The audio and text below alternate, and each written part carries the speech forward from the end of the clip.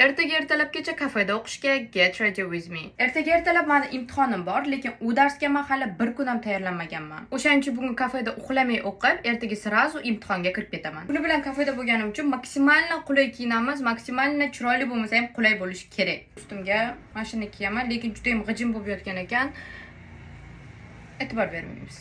Ko'plar nima uchun doim kafeda o'qiysiz, uyda o'qisangiz ham bo'ladi-ku deyshadi. Ekzamenga bir kun qolganda tayyorlanishni boshlagan odamligimga qaraganingizda primerni javobini bilgan bo'lsangiz kerak. Agar uyda bo'lsam, boshqa narsalarga chalg'inib, narsalar ko'rib, imtihonga tayyorlanish esimdan chiqib ketadi. Bu meni boshqa darsimniki, lekin shunchasini hali yodlashim kerak. Telefonimni zaryadkasini ham olib olamiz.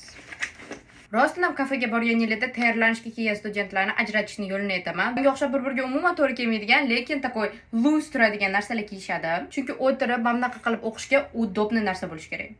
Ikkinchidan, agar qiz bola bo'lsa, makiyajsiz, agar o'g'il bola bo'lsa, o'ziga umuman qaramagan holda kelgan bo'ladi. Chunki ular menga o'xshab ertalab ketayotgan bo'ladi. Va uchinchisi, bitta shunaqa juda ham to'la va og'ir bag, ya'ni sumkasi bo'ladi, yoki ikkita sumkaga bo'lingan bo'ladi. Chunki ichiga naushnik, zaryadka, notebook, iPad va albatta notebook uchun shunaqa podstavkasi ham bo'ladi. Aytgancha oyog'imizga krossovka emas va balki shunaqa kroksi kiyib olamiz. Shu bilan men tayyor. Ertangi imtihonimga omad tilab qo'yasizlar degan umiddaman. Ko'rganingiz uchun rahmat.